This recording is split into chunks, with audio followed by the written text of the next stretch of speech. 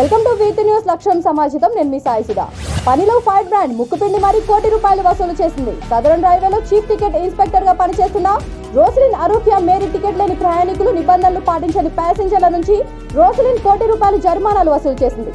పనిలో నిజాయితీగా ఖచ్చితత్వం ప్రదర్శిస్తూ తోటి ఉద్యోగులకు ఆదర్శంగా మారిన ఈ మహిళా టికెట్ ఇన్స్పెక్టర్ కు కేంద్ర రైల్వే శాఖ నుంచి ప్రశంసలు దక్కాయి. దెయ్యం భయంతో 42 ఏళ్లుగా మూతపడిన రైల్వే స్టేషన్ 1967లో ఈ స్టేషన్ లో ప్రస్తుత స్టేషన్ మాస్టర్ తనకు రైల్వే ట్రాక్ పై దెయ్యం కనిపించిందని చెప్పారు. అంతే ఆ తర్వాత చాలా మంది వ్యక్తులు తెల్లచీరలో దెయ్యాన్ని చూశారని పేర్కొన్నారు. ఈ రైల్వే ట్రాక్ పై ఆత్మహత్య చేసుకున్న బాలికే దెయ్యంగా మారిందని ప్రజలు చెప్పడం ప్రారంభించారు.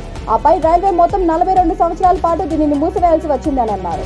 స్పెషల్ సిఎస్ పూనం బాలకొండయ్యపై హైకోర్టు ఆగ్రహం. కోర్టు ధిక్కార కేసులో తమ ముందు హాజరు కావాలన్న ఆదేశాలను బేఖాతరు చేయడంపై మండిపడింది. బీ కేర్ఫుల్, గూగుల్లో ఇవి చూసినా వెతికినా సరాసరి జైలుకే. గూగుల్లో చైల్డ్ అబ్యూస్ కంటెంట్ కోసం వెతికినా చైల్డ్ ఫోటోగ్రఫీ చూసినా జైలుకి వెళ్లడం ఖాయమని చెప్పారు.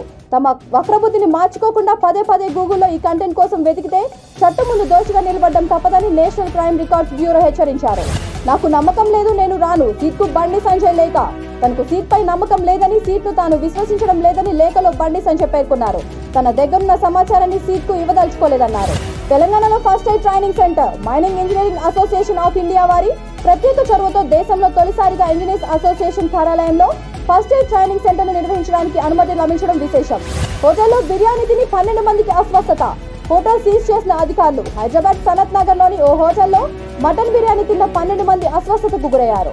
ఈ ఘటనపై పోలీసులకు ఫిర్యాదు చేయగా అధికారులు గురువారం మధ్యాహ్నం సిబ్బందితో కలిసి హోటల్లో తనిఖీలు నిర్వహించారు. ఈ సందర్భంగా బాధితుల ఫిర్యాదు మేరకు సనత్ నగర్ లో ఉన్న మాషల్లా హోటల్ ను సీజ్ చేశామని అధికారులు తెలిపారు. రాహుల్ గాంధీపై అనర్హత వేటు హేయమైన చర్యగా అభివర్ణించిన కేసీఆర్.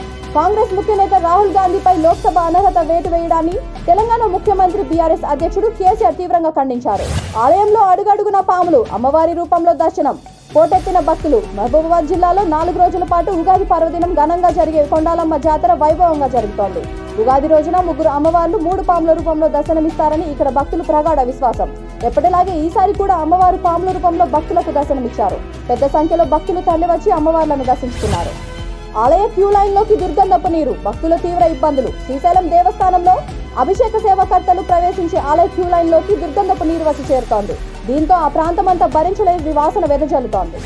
ఈ నెల 27న టీఎస్ఆర్టీసీ ఏసీ స్లీపర్ బస్సులు ప్రారంభం. ఈ నెల 27 నుంచి ఏసీ స్లీపర్ బస్సులను ప్రారంభించేందుకు తెలంగాణ ఆర్టీసీ అధికారులు రంగం సిద్ధం చేస్తున్నారు. హైదరాబాద్ నుంచి ఏపీలోని విజయవాడ, విశాఖపట్నం, తిరుపతి, తమిళనాడులోని చెన్నై, కర్ణాటకలోని బెంగళూరు, హుబ్బిల్లా నగరాలకు ఈ బస్సులను నడిపేలా ప్రణాళికలు రూపొందించారు.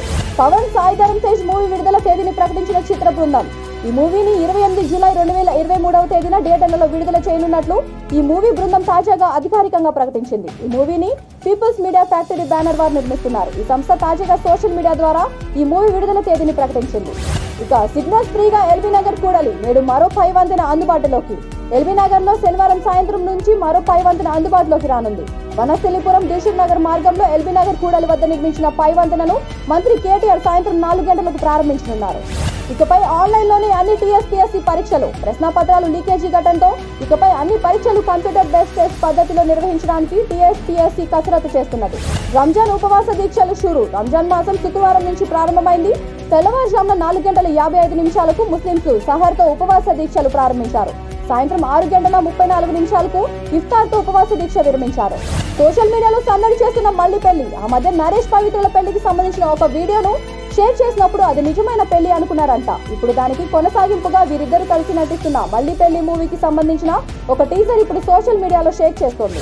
5 ఏళ్ల బాలుడికి కానిస్టేబుల్ ఉద్యోగం. ఛత్తీస్గఢ్ రాష్ట్రంలోని సర్గుజా జిల్లాకు చెందిన నమాన్ రాజ్ వాడే అనే 5 ఏళ్ల యూకేజీ విద్యార్థి పోలీస్ కానిస్టేబుల్ గా ఇటీవల నియామక పత్రం స్వీకరించాడు. ఈ బాలుడి తండ్రి రాజ్ కుమార్ రాజ్ వాడే స్థానిక మహిళా పోలీస్ స్టేషన్ లో కానిస్టేబుల్ గా పనిచేసేవారు.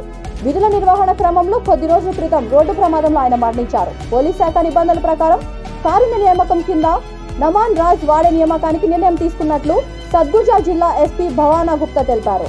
గంజాయి కేసుల్లో నిందితులపై నిఘా. అనకాపల్లి గంజాయి కేసుల్లో పట్టుబడి బెయిల్పై బయటకు తిరుగుతున్న నిందితులపై ప్రత్యేకంగా నిఘా పెట్టాలని ఎస్పీ గౌతమ్ పోలీసుల అధికారులను ఆదేశించారు. అరటిగెల 6.5 అడుగులు. డాక్టర్ అంబేద్కర్ కోనసీమ జిల్లా ఆత్రేయపురం మండలం ఉచ్చిలి గ్రామానికి చెందిన ఆదర్శ రైతు భూపతిరాజు వెంకట సత్య సుబ్బరాజుకు చెందిన అరటి తోటలో బూడిద బక్టీస్ రకం గల 6.5 అడుగులకు పైగా పెరిగింది. ఏకంగా 400 వరకు పండ్లతో అబ్బురపరుస్తోంది. మోస్ట్ ప్రామిసింగ్ బిజినెస్ లీడర్స్ జాబితాలో ఉపాసన ఓ విస్తృత ఘనతను అందుకున్నారు. ఎకానమిక్ టైమ్స్ రూపొందించిన మోస్ట్ ప్రామిసింగ్ బిజినెస్ లీడర్స్ జాబితాలో ఉపాసనకు స్థానం లభించింది. ఇవాళ స్పీడ్ న్యూస్ ఇంతటితో సమాప్తం. మరొక స్పీడ్ న్యూస్ తో మళ్ళీ కలుద్దాం. అంతవరకు చూస్తూనే ఉండండి వీతి న్యూస్, లక్ష్యం సమాజం.